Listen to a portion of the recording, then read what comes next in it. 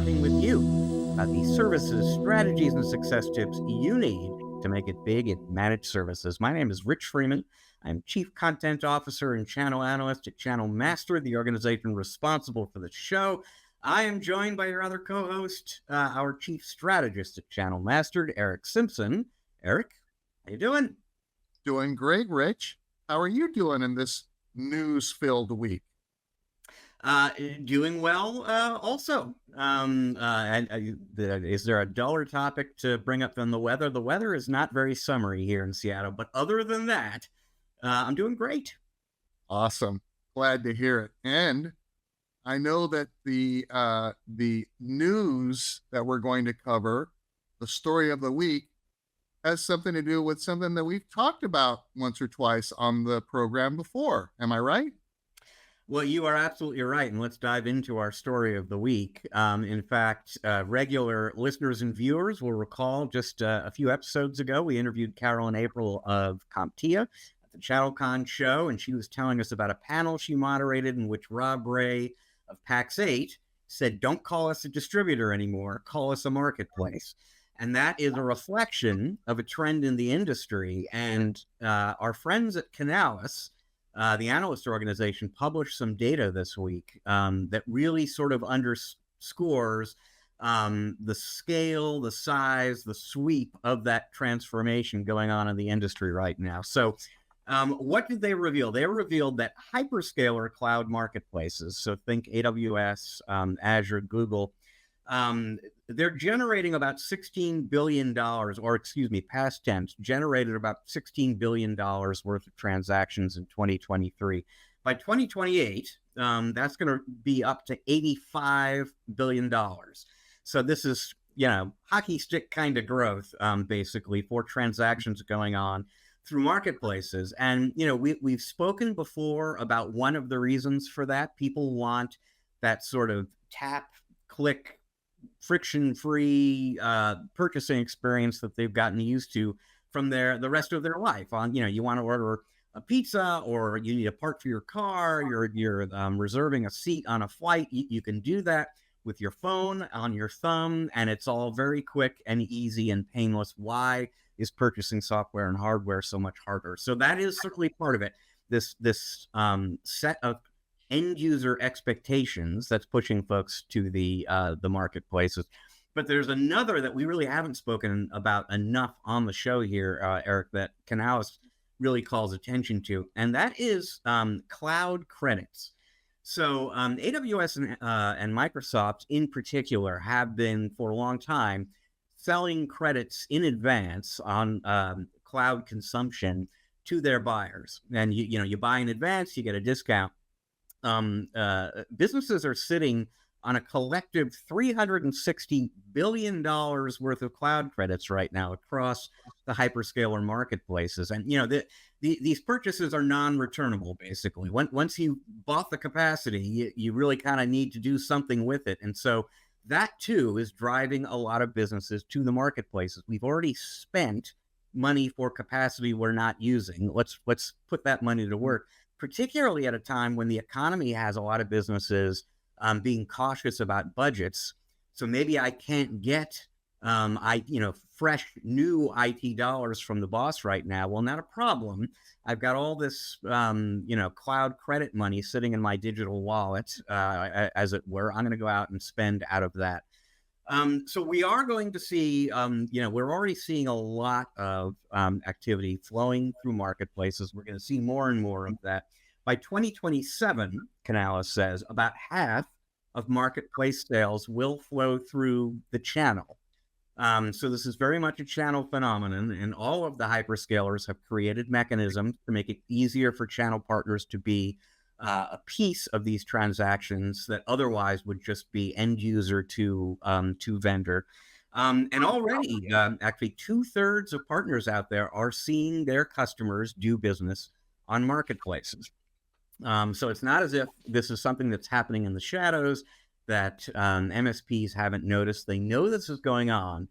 But Eric, and I think we have spoken about this before on the show, they're a little bit nervous about it because they are used to providing white glove service and taking care of things like purchasing for their customers. They are nervous about what happens when empowered customers doing self-serve transactions on marketplaces buy all the wrong stuff. And you, the MSP, is now responsible for managing and securing all of this.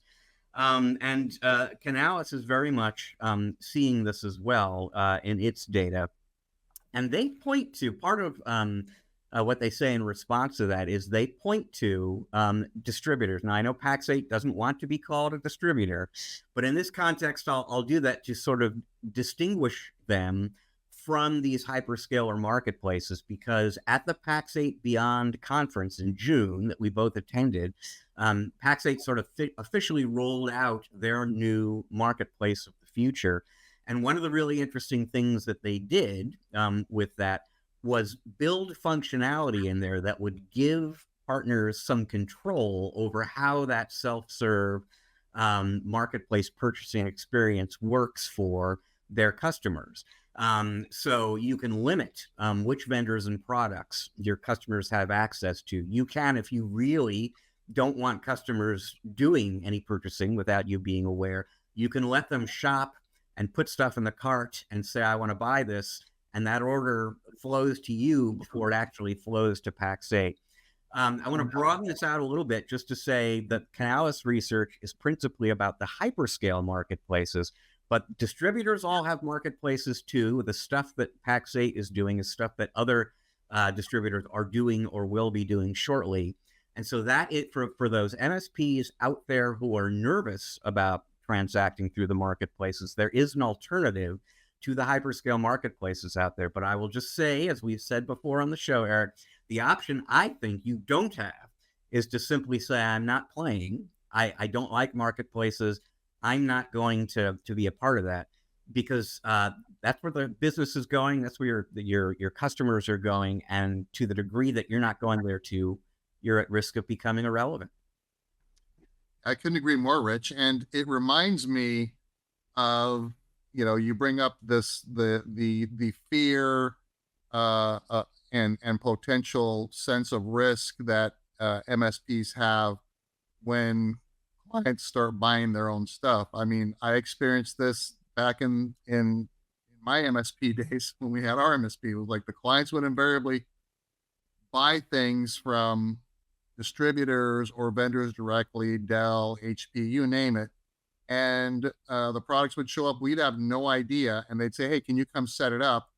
And come to find out that it was the wrong choice. Like the hardware was not correct. It was either underpowered or wouldn't integrate with something else, or the license for the operating system was some home version, right, that we could not integrate into, the Microsoft Active Directory and all this stuff. So I experienced this fear, and we were very, very challenged at, managing some of our more kind of out of the box thinking clients, ordering stuff all the time, all, cell phones and everything. Hey, can you put, no, we don't support that kind of stuff. Right. So I like the idea that Pax8 is creating this opportunity, Rich, for clients or end users to fill up a cart and then have some sort of an approval review process for the MSPs that serve them to do that. And this requires MSPs to partner with Pax8 and other distributors that have this functionality and teach and train their clients, that are apt to do these things in the right way. And I know that there's capabilities where, we can build kind of our ideal package for like a new user, for instance, right, Rich? We did this back in my MSP. Like we had set things up with, our disty at the time was Ingram, right? So we'd have the pack, the bundle was like for an entry level, like admin person, they'd have, this capability from a laptop or a desktop and things like that with these software licenses, and the power user would have a different one and things like that. But I think the challenge, Rich, becomes when clients go beyond and outside of these preferred distribution partners or marketplaces that the MSP, can manage. And they just, get the idea that they want something. Somebody comes in, they say, yeah, let's buy this. So there's still this opportunity for MSPs to add value. I don't, from where I'm sitting today, I may regret this a few years from now saying this, Rich, but I don't see MSPs completely ceding all control uh, to a client, because then they begin to lose that one value that only they can provide, which is that consultative, strategic value in guiding these technology decisions and purchases. I could be wrong, Rich, and I hope I am partially, because this makes it a lot easier and more efficient for clients and partners to manage their infrastructure and licensing purchases if there is this oversight and strategic collaboration and guidance that occurs there. And that's where I think the MSPs need to move toward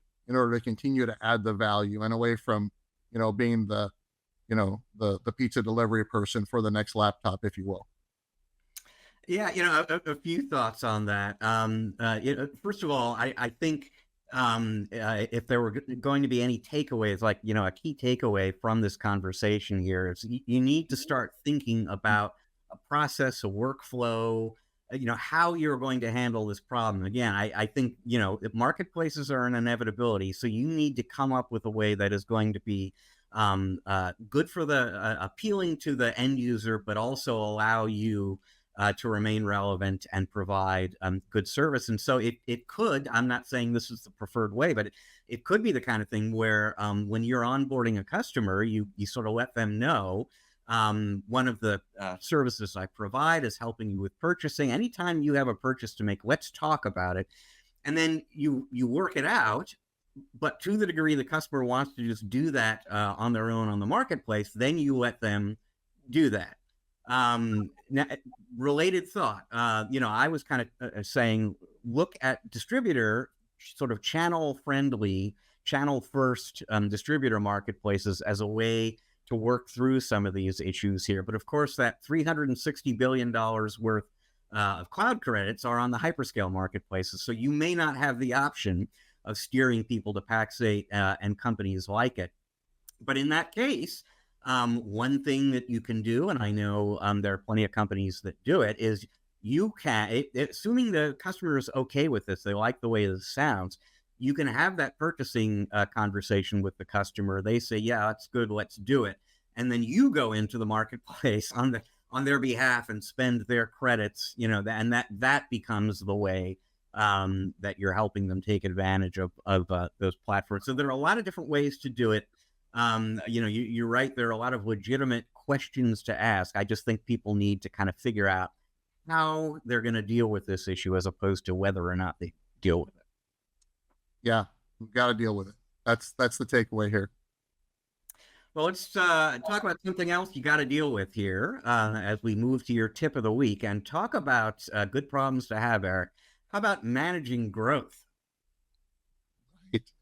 So, yes, another example ripped from the headlines for the tip of the week this week, Rich. Working with a consulting client of mine, and they're experiencing the pain, the growth pains that every business experiences. Happens to be, we're talking about MSPs here, so they're experiencing growth pains in areas of people and staffing, process and platform optimization, configuration, integration, and then measuring and forecasting and capacity planning for continued growth. So 3 quick ideas to share.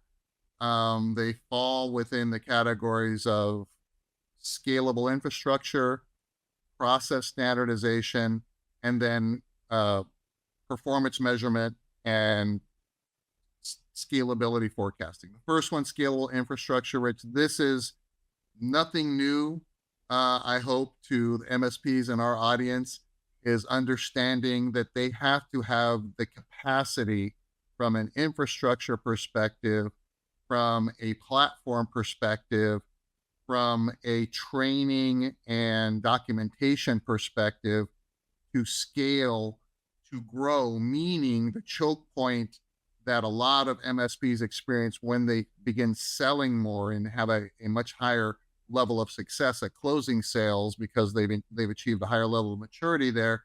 The choke point being the onboarding process for new clients. And then once they get through the onboarding process, it's the ongoing support and delivery of services to those clients. So, from a scalable infrastructure perspective, we're talking about the ability to deliver service to these clients. Number one, from a hybrid perspective, I know that a lot of MSPs, Rich, have the mindset that, hey, I need everyone in the office to work and deliver service to my clients. I tend to lean in that direction as well because I know the value of having the service desk team in one area in a bullpen. It certainly accelerates cross training and collaboration and things like that. But I do know that there are other MSPs that I know of that have more of a hybrid philosophy about this.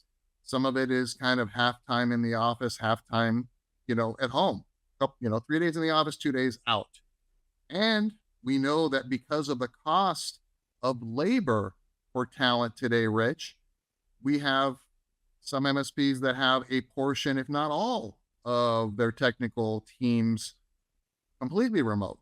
And this may be in North America, maybe internationally. We're seeing the capability to support clients, a completely different opportunity to do that today than maybe we felt comfortable doing 15 years ago, for instance, right? The world is catching up and we're able to leverage these folks.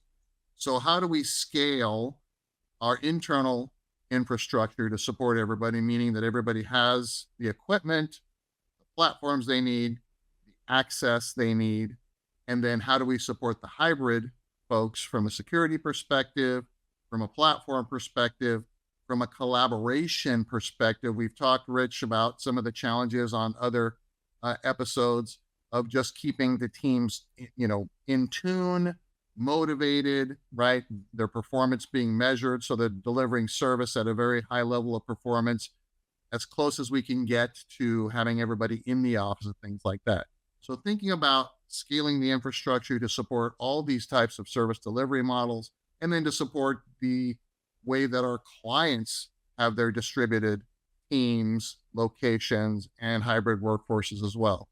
Number one tip. Number two, the one that we always talk about, Rich, process standardization. This particular client I'm working with right now, they are busting at the seams in terms of growth, but what's stymieing them from scaling efficiently and it's costing them more in labor is because they still have a lot of work to do in standardizing and documenting their processes. And not only that, Rich, but identifying and documenting the roles of every member of the team so that we're not kind of trying to figure out who's got the ball over here. I thought that was your responsibility, and having a real effective way to understand who's responsible for what. We're directing the tickets to the appropriate resources that have been trained and have the documentation and the process is documented so they can knock out those tickets and not sending, level 1 tickets to level 3 technicians, for instance, which would be our most costly service that we deliver to anybody, and vice versa, not sending tickets to level 1 engineering queue that don't have the ability to solve those tickets and work on it for a while and escalate it back out again. Number 3, growth forecasting. Do we know when to hire the next resource in the organization? This extends beyond service, Rich. Like from a service perspective, I'll take that first. How many clients or end users can we support with our existing staff? How many tickets are we analyzing to say, hey, we from a typical client, maybe it's 20 users, 50 users, 100 users, what kinds of tickets are they generating based upon different things like, their maturity level? Are they noisy clients? Are they the typical client? And then how many tickets end up in level 1? 97, 98% easy, Rich. That's what my experience tells me. And statistics tell us I come from enterprise with some of this data, building out call centers and service desks. This is what we track. 98%, maybe level 1, maybe more if we can get it. These are the tickets that we can close within that first call resolution, because we're not sending level 2 tickets to level 1, so we can generate that type of performance. How long does it take? How many tickets can a level 1 technician close per day when they have the proper infrastructure support, capacity planning, and process standardization? Same thing with level 2 and level 3. So when we bring on a new client, how many new clients can we bring on without having to scale our services, not only with service delivery, but hey, sales engineering, VCIO roles, sales. Do we have more capacity than sales? That means that we have more service and more capacity to serve more clients, but we haven't filled that need for bringing on new clients. So now we look at our sales process and our sales tools, and do we need to hire more salespeople to serve our needs? So 3 quick tips all around helping us manage growth and grow in a consistent, scalable, predictable manner. That's the key. I know we have spoken about this before. I don't know if we've spoken about it on the podcast, but I wrote an article once upon a time about the characteristics that the fastest growing MSPs in the industry have in common. And actually, originally it was I call the answers the 3 S's. More recently, I've added a 4th, so it's now 4 S's. And the newest addition to the list is let's call it strategery, the ability to think strategically about IT and how it can help your customers. Specialization is another one. Pick a vertical or 2, pick a technology, CRM, whatever it is, and specialize. That's going to help you grow further and faster. But the other 2 S's on that list are both on your list here, and that's standardization and scalability, and building those into everything that you do at the company to the maximum degree possible. I have found, through the years consistently, companies that do those 4 things, very much including standardization and scalability, outgrow the competition. And do it much more profitably, I would add to that. Yeah, great. 4 S's. All right. So now we have even more fodder for more tips of the week, as we might be unpacking each one of those over in the next series of podcasts, Rich. Let's do that. Absolutely. But for now, let's take a break. We'll be back in just a moment. When we do return, or actually I will return, Eric has to take a break. We are going to bring you an interview segment recorded earlier when Eric was, I believe, leading a webinar and unable to join in. Folks, we have had some pretty exciting interview guests on this podcast in its brief life. All sorts of C-suite executives from global businesses, channel chiefs. But we may be hitting a new peak here, because we're about to be joined after the break by Colleen Kapase. She is the global channel chief for Google, one of those hyperscalers we were just talking about. We will also be joined by Sharon Prosser, who runs SMB sales for the Google Cloud unit.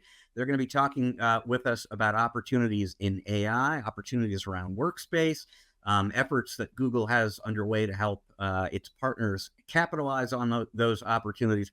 Very interesting conversation, and it all begins in just a moment.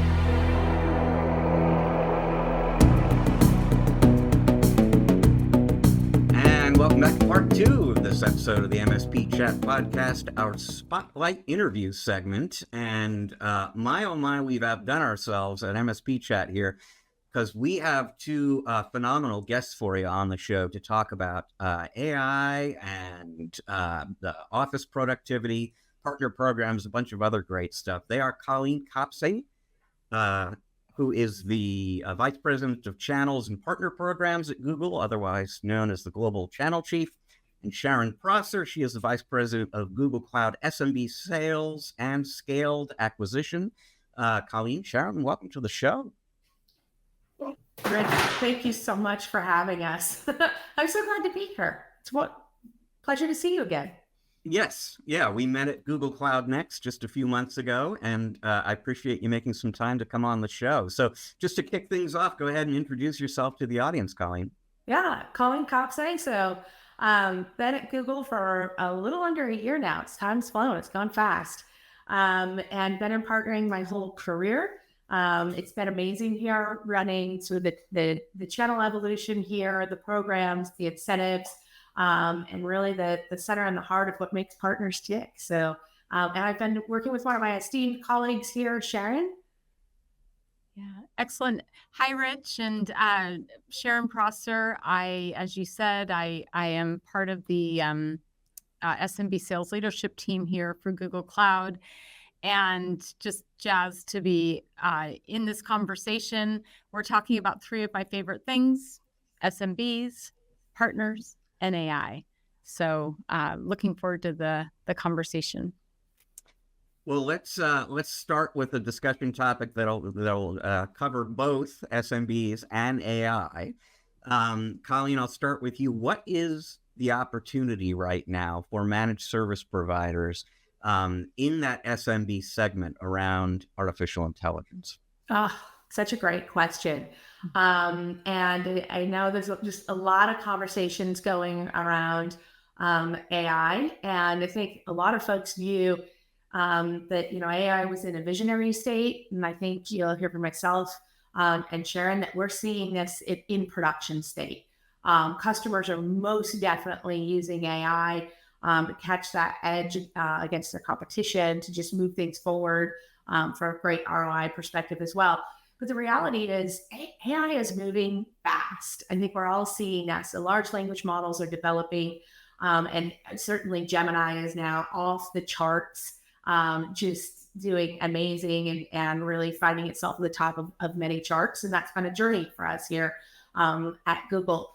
But when it comes to large language models and what to use, when to use, what's the best performance, what's the best that has the edge from the industry that I'm particularly in, that can be a moving target for a lot of customers. So having the partner play a services role, if you will, in ensuring that they're making sure that the best model is being used, most cost efficiency for the best results with the best training in mind, is something I think a lot of customers are looking for guidance for. And so that's that opportunity to have that MSP mindset, if you will, provide that holistic service offering to our customers. And I think it's a new area. AI is a new area for a lot of folks. And if I was a partner, it is something I would be investing probably pretty heavily in. And I think even more so in the SMB space, they're looking for that total solution, that total offering being provided to them, to take a bit of the risk out of it too, and just ensure they're getting the best productivity for their dollar with the highest ROI. Yeah, Sharon. So, I mean, you folks are seeing actual production deployments of AI, specifically in SMB. What kind of use cases, workloads are sort of catching on early? Yeah, I mean, and as Colleen shared, there's been this, evolution of AI and how to think about it. If you think of, when it all sort of kicked off really heartily back in, say, 2023, a lot of curiosity amongst SMBs. What is this AI thing? How can I drive outcomes with AI? And we are seeing, as we've moved, from that state of curiosity to businesses putting it to use. And some of the more common use cases that we're seeing across SMBs are focused around creating personalized customer experiences. So think about chatbots, or looking for efficiency and agility across their data and their processes. Think about SMBs that have, maybe a offline document system that they're or process that they're working with today with customers, and the ability to digitize that and then use that data to derive insights and take action against that. So that's a common use case that we see. And then there's customers that are looking at, they've got a lot of data and they're looking for AI to help them with, spotting trends and patterns within that data. and being able to more quickly draw insights and actions from that.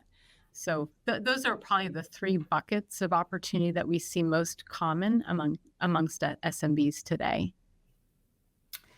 So, Colleen, MSPs love project revenue. They love consulting revenue.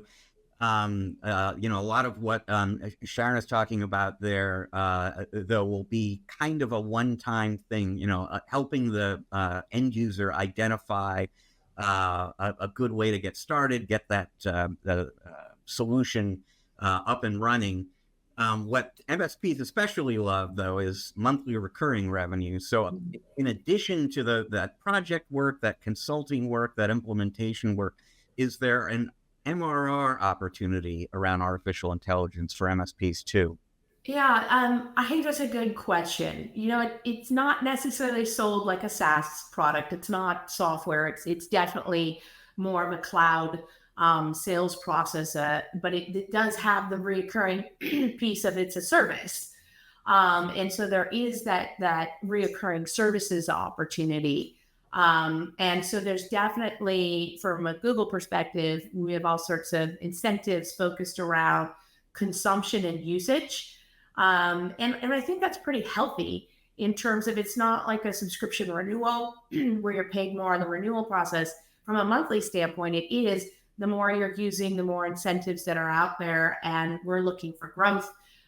We're looking for additional workloads and using AI. So if you have a service and it's supporting perhaps the marketing team, and then there's a new workload with the finance team or the supply chain management team, that's something that we're rewarding for as well on that a reoccurring basis. So I get it. MRR makes it's a predictable business. And I think we're taking that into consideration when we're looking at the economics and how can we reward partners for doing more. I also think there's a services mentality back to the customer too. AI is here to stay, but it is ever changing and evolving, probably faster than I've seen a lot of technology trends in the past. I think this is evolving faster and improving more. And so I think there is sort of a reoccurring services engagement too. It's not a one-time put it in and run. I think there's a constant tuning, constant training, constant evolution. So I also think there's that continuous services opportunities with customers there as well. Yeah, forgive me if I'm misremembering, but I think the last time we spoke, you were talking about incentives before. There were some pretty aggressive incentives in place around AI. Oh, yeah. One of them is specifically around Gemini for Workspace. And I'll tell you what, since we last spoke, I think both myself and Sharon have been really excited with how this is really taking off. We certainly see, one of the first places that individual may experience AI in the workplace is through their collaboration apps. I've been loving using Workspace here at Google. It's just pleasantly surprised with the increase in productivity I've even seen personally. And part of that is using Gemini from an AI perspective, whether it's helping summarization, helping create documents, slide creation, pulling data into slides in just such a more simplistic way than I've ever seen in the past. And I think a lot of business users are looking for how can we get more out of our existing employees, if you will. And we've seen Gemini, and we have a lot of partners, frankly, that use Workspace and are now using Gemini, and they personally are seeing increased productivity, time savings, and huge ROI with that. So on an incentive standpoint, we moved some of our incentives to really focus on winning both new customers and expanding into products like Gemini. And I've been really excited to see how many partners have come along on that journey, doing multi-million-dollar Gemini attached sales to existing Workspace customers. And frankly, just winning more Workspace customers from a new perspective who are looking at the combination between Workspace and Gemini and like, I think this is what I want to use to run my team and my business on. But I've been hearing back quite a bit from our partners going, wow, we're getting up to, when you add it up between getting new customers and expansion and discounts, it's almost a 60% reward on driving that Gemini with Workspace use case. And, sometimes partners are, I've heard it all, who knows? And as they're closing some of these deals, they're coming back going, wow, Colleen, actually, this is incredibly profitable. This is great. I'm reorienting my entire sales team to run this Gemini workspace play. And, that's just music to my ears. I love hearing that.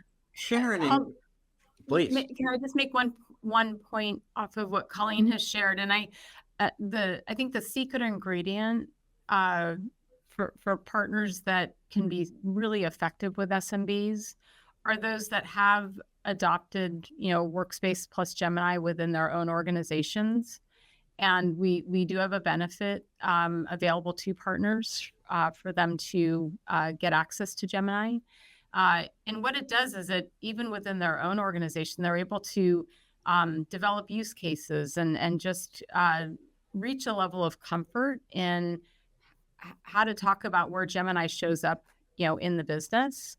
And that's sort of the differentiator I see when a partner goes in to talk with a customer. It's that sort of their own personal experience using Workspace and Gemini themselves. And so for those partners that, are considering, running this as a focus area, I'd really look at, how can they get Workspace plus Gemini in their own organization.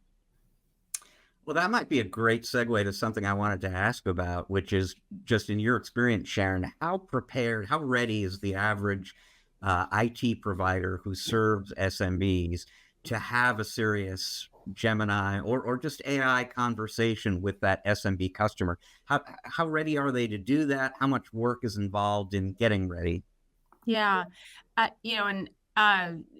We see partners, showing up, at different levels of understanding. As Colleen said, it is a fast-moving space. There's, it's constantly evolving. We do have some very progressive partners that have, they've gotten certified. They're taking advantage of our trainings. They're running hackathons and workshops with their prospective customers, and they're really sort of on the leading edge of bringing a level of expertise to the table. And then, we've got that next tranche of partners, that I think still need to dedicate some time to getting certified and sort of anchoring on a use case or two that they can bring into a customer conversation to inspire that customer. The one advice I give partners is don't come in with a blank sheet. That SMB already has a blank sheet that they're staring at. They need you to come in and, give them some inspiration around a business case, have outcomes associated with it to really motivate them to move forward.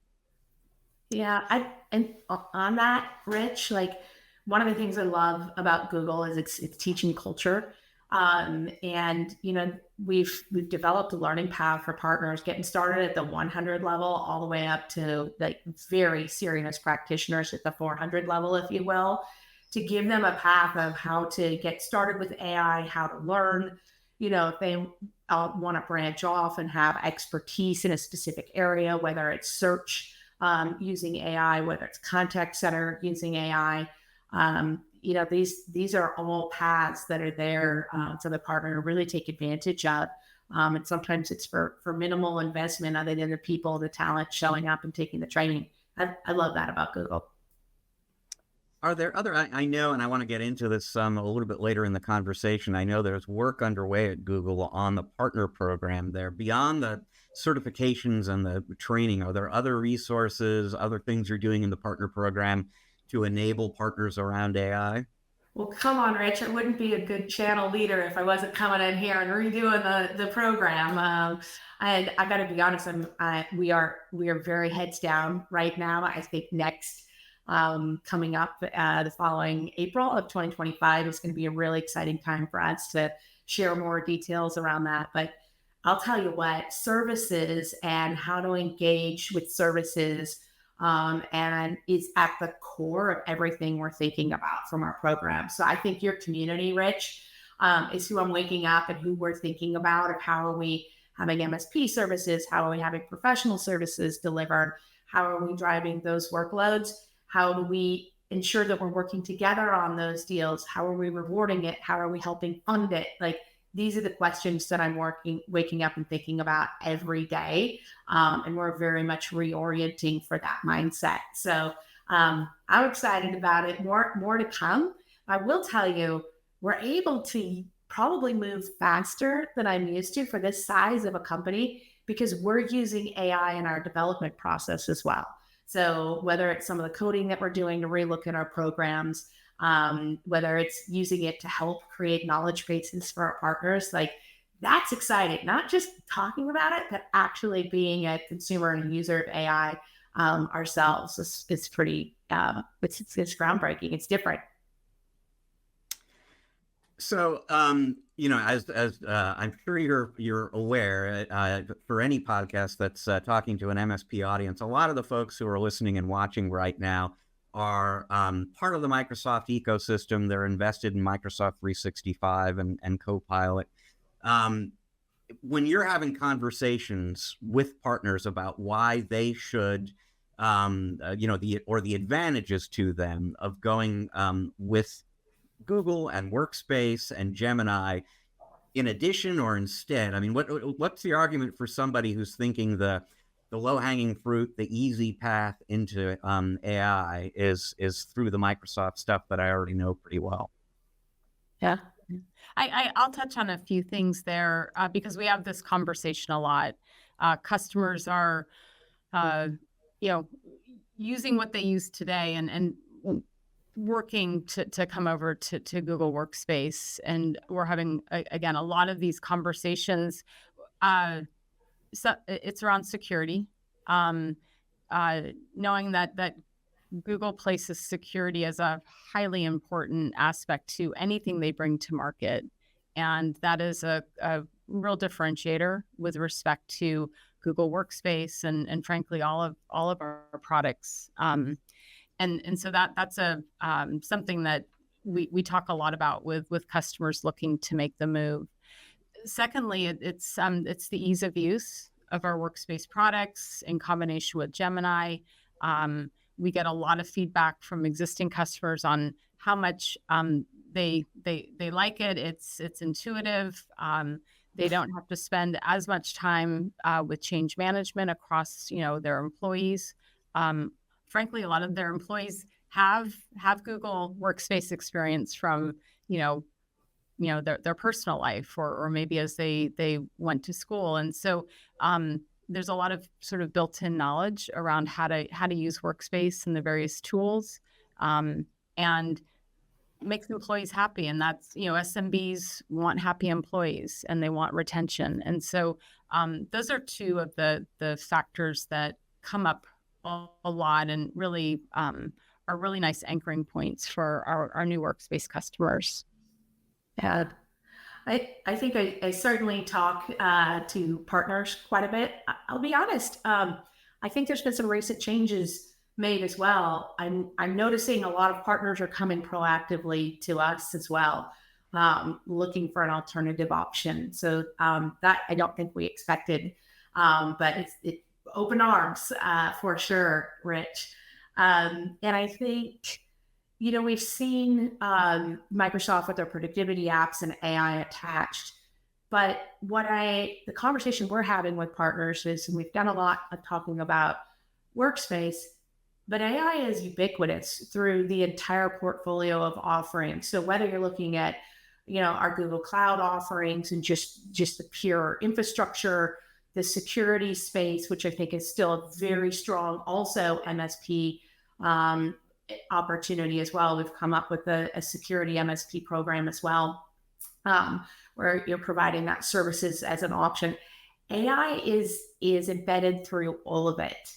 And so I think when partners see the opportunity beyond the collaboration apps of, Vertex and Search, one of the things I've learned, and this sounds so simple, but it actually was an aha moment for me. AI and search are completely interlinked. When you're looking at a lot of your experiences online, it's how are you searching visually for things, not just using text. And that's really revolutionized speed in which you can find information and specificness of which you can find products and different things as well. So having AI into our Vertex offering, into our cloud infrastructure, all the way down to the chip in our security portfolio, that's something that partners are seeing the opportunity with, and they're seeing the aha moment of the businesses that they can create, whether it's around collaboration or those other areas.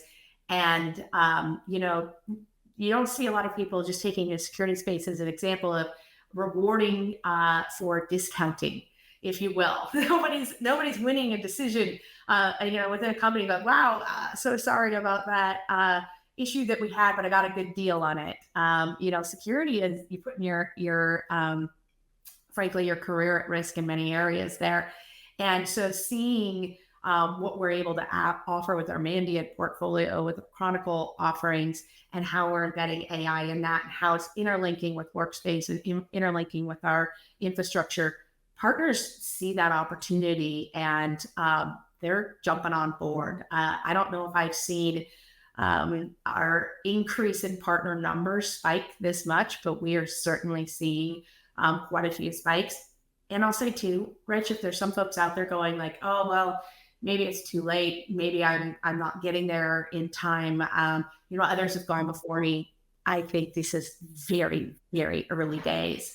And with our birthright of AI here at Google and with search here, I think we have a lot of plans in store, a lot of amazing things. And SMB is one of those great opportunities in front of us, where we've had some progress, yes, but there's many more years to come of a very strong business here.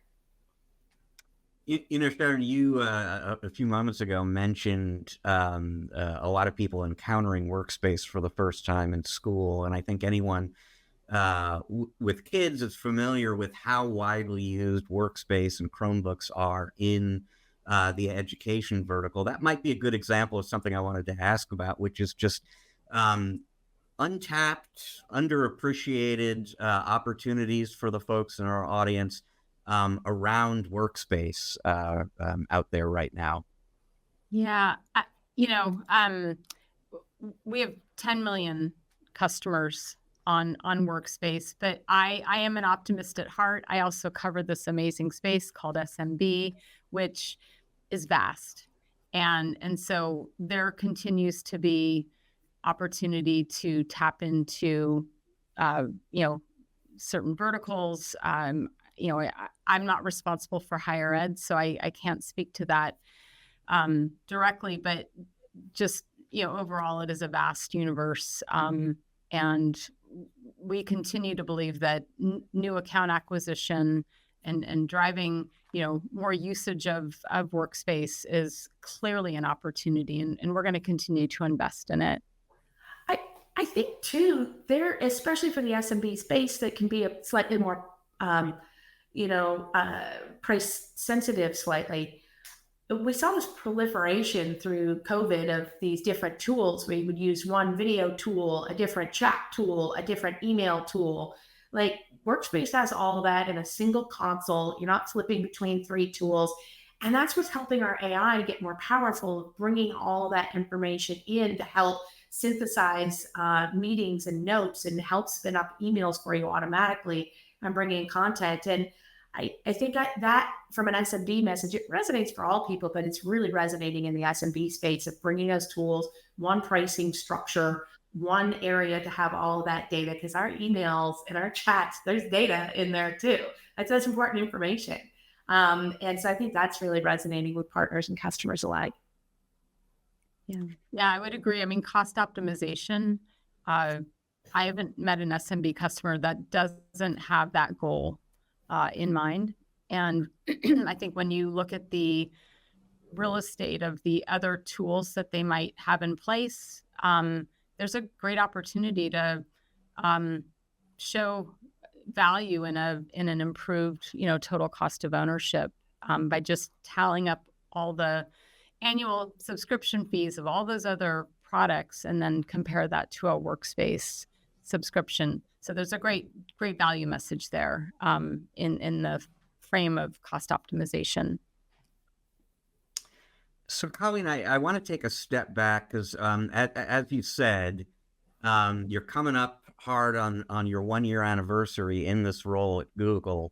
How would you describe your mission in relation to Google and the channel when you stepped into the role? And as that anniversary comes up, where are you on that mission, that journey? Yeah, great question, because I definitely feel I am here for a reason, for sure. And first and foremost, it's driving a services mindset here for our partners, which again I think bodes well for the community that you're really constantly speaking with. I am here because of AI. I came from a previous place that had a data background. So I spent 5 years really learning a ton about data. And when I saw AI emerge, to me, I knew this wasn't going to be a short-term trend.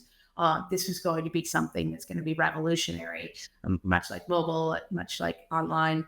And so I'm here to be part of that. I'm here to use AI. I'm here to make partner experts in AI and in data. But from a services perspective, I think that's the true value that we can see. I think that's what customers want. Gone are the days where we can sell large licenses and just kind of walk away from a customer. I think we've all, even customer success teams completely changed. Some organizations don't even have them. The sales process is a longer process of landing product and then ensuring product is used. But every day we need partners to show up to be part of that process too. There is value there. If you're not using a product at the end of the day, you're not valued. And in these economic times, that giving customer delight is so important.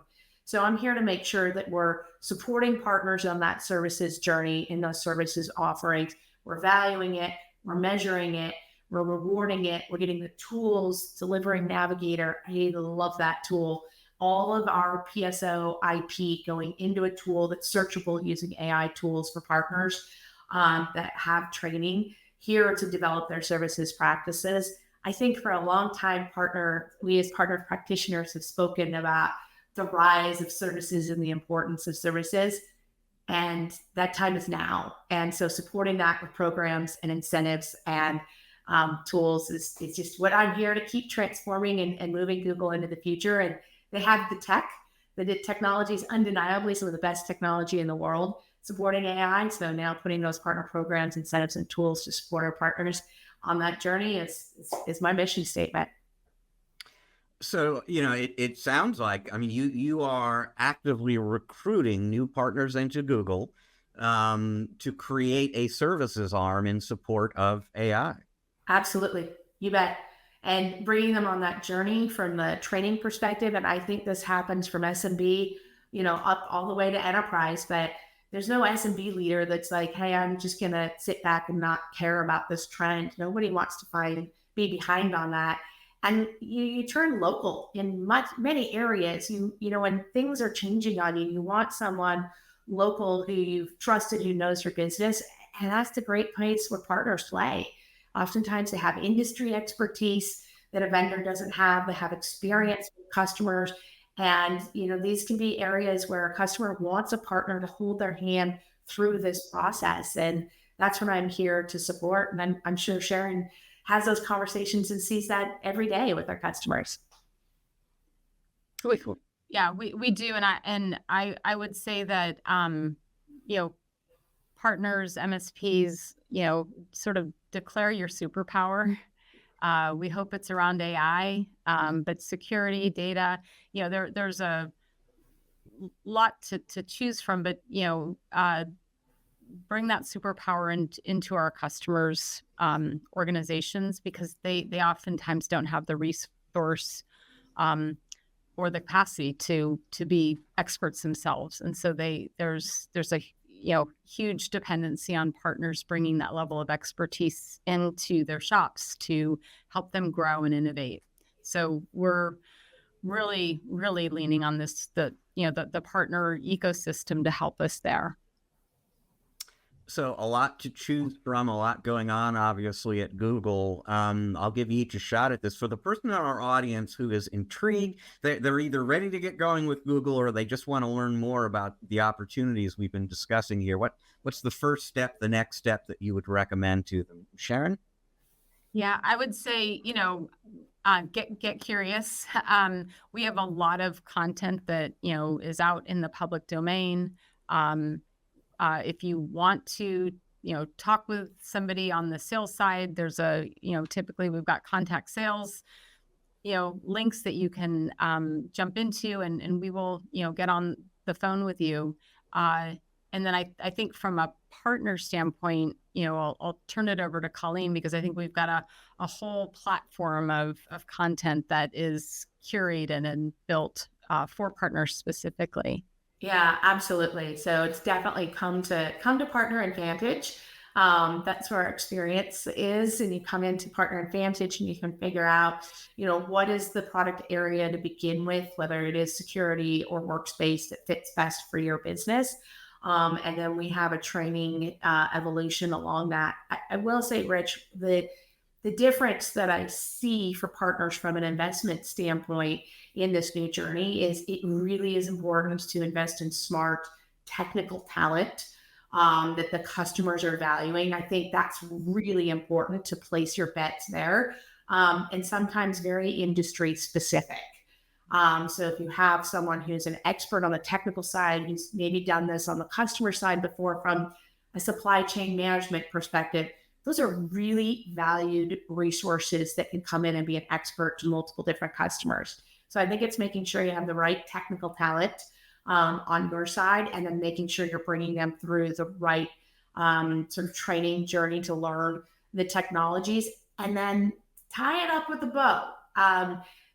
Having solution offerings that can show and demonstrate. I've said this before, and I'll say it again. AI is a show me sales process. They want to see, show me in my industry that you've done this before, and what does this look like, and almost carry it all the way through. Show me with my data. I want to give you a data set, and I want you to show me the value that AI can bring to me in this specific area. So when a partner has a solution pre-developed in that specific industry, I think they may not end up selling that solution every single time, but it demonstrates expertise, it demonstrates experience, it demonstrates, I know how to drive an outcome for you in your industry with AI, with your data.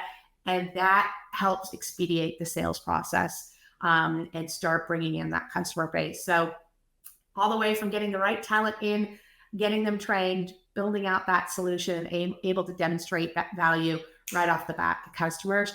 I think that's the journey to come along. A Partner Advantage, we've got all these amazing tools to help partners through that journey, whatever path that they choose. Okay, very good advice. Colleen Kapase, Sharon Prosser, thank you so much for joining us here on MSP Chat. It's been a pleasure. Thank you, Rich. Thank you for having us. So folks, we are going to take a quick break now. When we come back on the other side, I will be rejoined by my co-host, Eric. We'll talk a little bit about the conversation I just had with Colleen and Sharon. Have a little fun, wrap up the show. Stick around. We will be right back.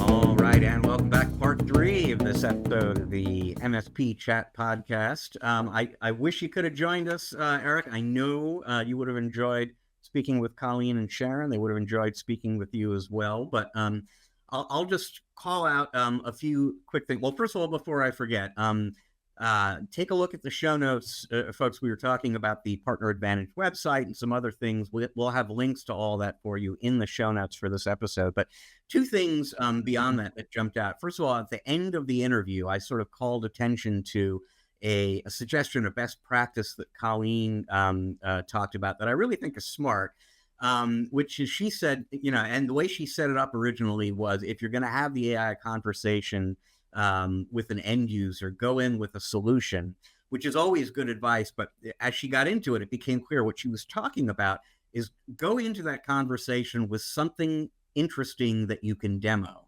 And it may or may not even be something that you sell, or do something specific that is more than just a chat GPT interface, and that gives the customer a way to not only get a sense for your expertise, but to really get a feel for what AI can do in their setting, because it's very abstract for a lot of companies right now. So I thought that was really good. The other thing that I thought was really interesting is, that the whole reason Google hired Colleen, and all this work that she's doing that's going to culminate apparently in some very exciting announcements next April, is because they understand having the AI technology is super important, and they have that. But there is an absolutely essential services component to success in AI, and they don't have, never will have, that services capability in-house. They need channel partners for that. And so her mission, as she said, is very much to build a third-party channel services arm for AI. They are in recruitment mode. They very much want your business folks, which means they're going to be looking to entice you to do business with them.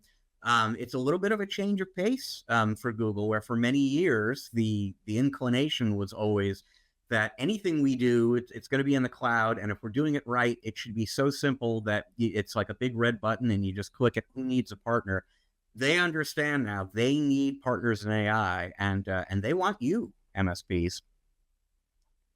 Rich, I read a book, and I was trying to remember the title of it, but the premise of the book, it was all about, I think it was likening the cloud to the electric grid, if I recall correctly. But the premise was, when, in the 1700s, when electricity was first being developed, and Edison kind of, took advantage and started electrifying the grid. And there was this, sense that, oh, this is great. We don't have to use gas lamps anymore. We have electricity coming into our houses. There was really no forethought about, beyond monetizing, the charging the users for the electricity and things like that. But what ended up happening was, because the grid was now electrified and becoming more and more ubiquitous, more and more, homes and cities and things like that. The first thing were, the street lights and things like that, and they got into homes. But the explosion of all of the other inventions and products that now could be plugged in to use that grid, right? So this is when we started seeing, refrigerators instead of ice boxes. We started seeing, dishwashers, the early days, washing machines and things like. Think about now, Rich, how important we think that all of the devices and the internet and the things that we use are, but if not for the electric grid, none of it would exist. And I'm kind of seeing, like, is AI kind of like that? Is AI now the grid whereby which all of these other business opportunities and, to help not only businesses, but our personal lives? I know we're getting AI in our phones here in a minute. It's showing up on our laptops and our desktops. It's going to be in most of the things that we use today. So I just had just kind of remembered that and thinking, oh, is AI kind of this next frontier that creates all of this advancement now and all of these other business opportunities that we haven't even thought of yet? Yeah, absolutely. I think it's indisputable that there is that kind of explosion coming. And it's just one more reason why anyone who is listening to or watching this program, can't get started too soon, basically, on the internal enablement and the education. You may or may not feel ready to go to market immediately, but, that the Google folks were talking about the resources they make available. If you want to be ready to seize that moment when that explosion really, really starts happening, now's the time to start getting ready. Yeah, early adopter advantage. Absolutely. Absolutely.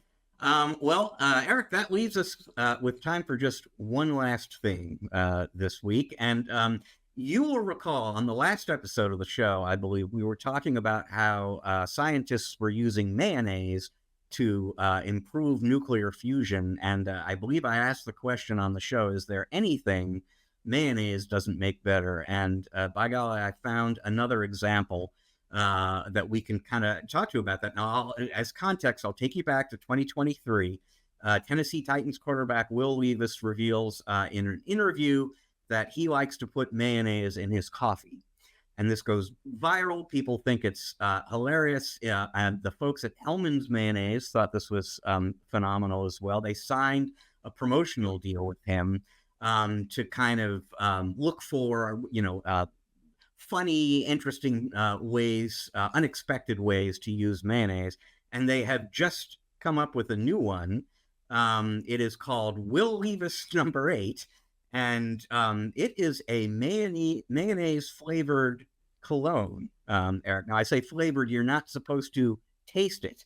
But they have created a cologne for men, apparently kind of pricey, that is inspired by mayonnaise. And the Hellmann's folks says it has notes of lemon, coffee, musk, vanilla, and of course, a mayonnaise accord.